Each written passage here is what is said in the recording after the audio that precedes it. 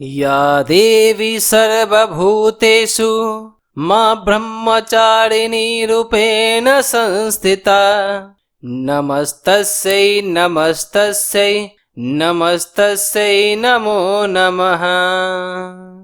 जय मां ब्रह्मचारिणी। नवरात्रि के 9 दिनों में माता के 9 रूपों की पूजा की जाती है। नवरात्रि के दूसरे दिन मां ब्रह्मचारिणी की पूजा की जाती है। माता के इस अवतार का अर्थ तप की चारिणी यानी तप का आचरण करने वाली बताया गया है। मां ब्रह्मचारिणी के एक हाथ में जप की माला यानी कि अक्षमाला है और बाएं हाथ में कमंडल है। माता ब्रह्मचारिणी पर्वतराज हिमालय और मैना की पुत्री हैं। जैसा कि आपको पता है कि शैलपुत्री मां का जन्म हुआ जो कि पर्वतराज और मैना की पुत्री हैं। शैलपुत्री माता ही आगे चलकर माता ब्रह्मचारिणी बनती हैं। माता ब्रह्मचारिणी को त्याग और तपस्या की देवी माना जाता है। इनकी उपासना से मनुष्य में तप, त्याग, वैराग्य, सदाचार, संयम की वृद्धि होती है।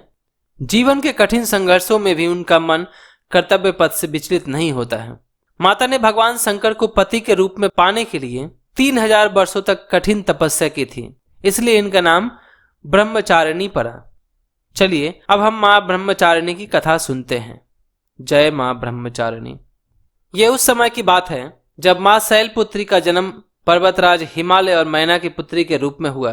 माता का अवतार भगवान शंकर से विवाह करने के लिए हुआ था। माता भगवान शंकर को अपने पति रूप में प्राप्त करना चाहती थी और इधर भगवान शंकर भी कहा जाता है कि शक्ति के बिना शिव शून्य है, तो भगवान शंकर भी उनके बिना रह नहीं पाते थे। इसलिए वह स्वयं एक जोगन बनकर पर्वतराज हिमालय और मैना के घर पे गए और माता पार्वती को उन्होंने सलाह दिया कठिन तपस्या करने के लिए। अपना वर प्राप्त करने के लिए आपको 3000 वर्षों तक घोर तपस्या करना पड़ेगा, तब जाके आपको अपना मनवांछित वर मिलेगा। यह सुनकर माता तपस्या करने चली गई। वहां पे उन्होंने 3000 वर्षों तक कठिन तपस्या की।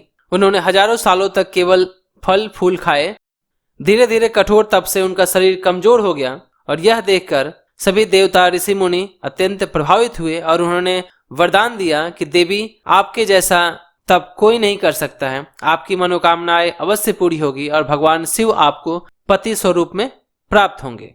और माता ने हर दुख सहकर, सभी कठिनाइयां सहकर भगवान शंकर की तपस्या करती रही। कई हजार वर्षों तक माता ने सिर्फ निर्जल व निराहार रहकर तपस्या किया। कठोर तपस्या के दौरान देवी ने धूप, गर्मी, ठंड, बारिश सब कुछ सहा। अंत में उनकी तपस्या सफल हुई। स्वयं भगवान शंकर उनकी तपस्या से प्रसन्न होकर माता को वरदान दिया और उसके बाद माता पार्वती और भगवान शंकर का विवाह हुआ। तो माता पार्वती के कठिन तपस्या के कारण इनका नाम ब्रह्मचारिणी पड़ा। तो यह था माता ब्रह्मचारिणी की कथा। आशा करता हूँ आपको यह कथा अच्छा लगा होगा। अगर अच्छा लगा होगा तो वीडियो को लाइक कीजिएगा और चैनल को सब्सक्राइब कीजिएगा। वीडियो देखने के लिए बहुत बहुत धन्यवाद। जय माता दी।